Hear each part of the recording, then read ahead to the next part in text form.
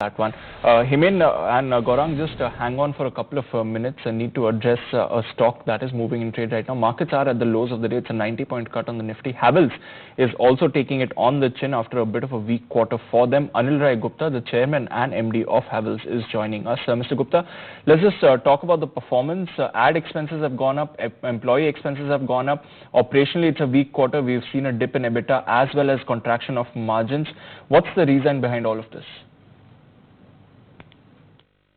Well, if we break the businesses into two parts, one on the Havels side as well as on the Lloyd side, I think what has happened in Havels is that we have parts of the businesses which have grown very well, parts of the businesses which are impacted a little bit by the slowdown of the real estate slowdown, as well as some slowdown in the government project offtake because of the elections elections which were there in the first quarter.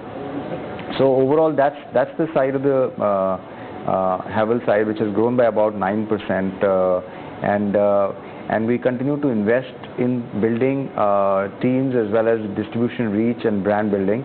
So that has affected the operating leverage to some extent, but I think most of those expenses are peaking, and hence we should start seeing operating leverage coming into the business very soon, with margins also improving with crude as well as commodity prices softening up a little bit. So I think as far as the other part of the business where you see that the ad spends have gone up is Lloyd, where we are structurally transitioning from a low price player to a mass premium player, and that requires investments not only in brand building but also more feet on the ground, manufacturing, being from an outsourced player to internal manufacturing, where we invested close to about 350 crores. So I think we are in that transition period where we are moving towards a mass premium player, and I think that is not only required as an aspiration for the brand, but also structurally it is required because over the last 1 year, if you see, the custom duties have gone up on the products which were being imported. The dollar has also gone up over a period of time. So I think structurally we are moving in the right direction as far as Lloyd is concerned, and hence the recovery may take a little bit of time, but definitely it's moving in the right direction. What is your current blended capacity utilization? And we're also seeing some movement on the employee expenses front. Sometimes that happens when you're looking to ramp up your utilization rapidly or completing some expansion plans. If you could give us a sense of what you have planned on this front. So as far as manufacturing capacity is concerned, we've already announced our capex plans for last year as well as this year.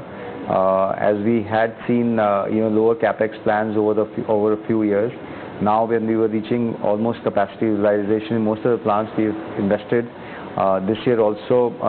So over 2 years, we are investing close to about 700 crores in capacity expansion, which should definitely take care of the growth for the next 2 or 3 years.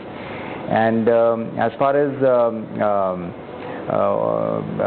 capacity utilization is concerned, I believe that which will help the expenses part on the manufacturing side as far as employment is concerned.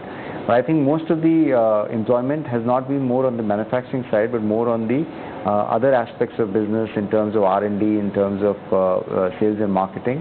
And that, as I said already, those expenses are now peaking because those were taken as investments, which should start giving us more operating leverage in the coming times.